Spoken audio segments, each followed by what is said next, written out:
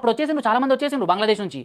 But మిగిలిన వారు ఎవరైతే ఉన్నారో వాళ్ళు పాపం వాళ్ళ ఇళ్లను ఇవన్నీ అమ్ముకోలేక ఎటు పోలేక అక్కడ మిగిలిపోయిన దళిత జాతులే. వాళ్ళ గురించి కూడా ఏ సిపిఐ సిపిఎం ఏ లెఫ్ట్ సంబంధించిన ఏ ఆర్గనైజేషన్ కూడా మాట్లాడలేదు అనమాట. ఇలాంటి పరిస్థితులు అక్కడ ఉన్నాయి.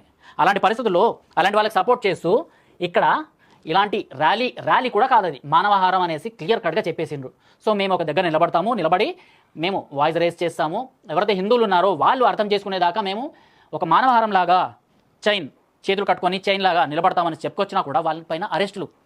ఇంకా నయం లాఠీచార్జ్ చేయలేదు, లాఠీచార్జ్ చేస్తే ఇంకా వేరేలాగా ఉండేది. ఇలాంటివన్నీ జరుగుతున్నాయి. సో బంగ్లాదేశ్లో జరిగింది, అసలు ఏం జరగట్లేదు అనేసి మనకి ఇక్కడ మీడియా ప్రచారం చేస్తుంది. హిందీ మీడియాని మనం మెచ్చుకోవాలి. నేషనల్ మీడియా ఇప్పుడు బంగ్లాదేశ్లో చీమ చిటుక్కుమన్నా కూడా హిందువుల్ని ఏం చేసినా కూడా దాని గురించి మాట్లాడుతుంది. బట్ తెలుగు మీడియాలో ఎక్కడ ఇదంతా కనిపించట్లేదు అనమాట.